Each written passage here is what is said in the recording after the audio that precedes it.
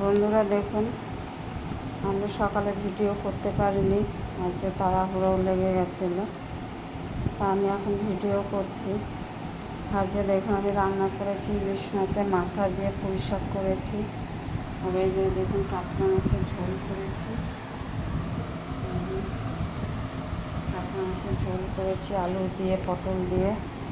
আর এই দেখুন এই একটা জিনিস করেছি, এটা হচ্ছে গাঁটি কচু ভালো করে সেদ্ধ করে নিয়ে তারপরে নুন হলুদ আর গোলমরিচের গুঁড়ো দিয়ে এটাকে ভাজা করেছি।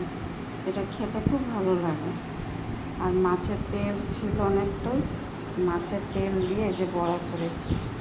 আমি যে দুপুরে মেনু এই করেছি, তার সাথে আমার টক ডাল আছে, কালকে টক ডাল করেছিলাম, সেটা রেখে দিয়েছি ফ্রিজে, সেটা খাওয়ার সময় বার করবো।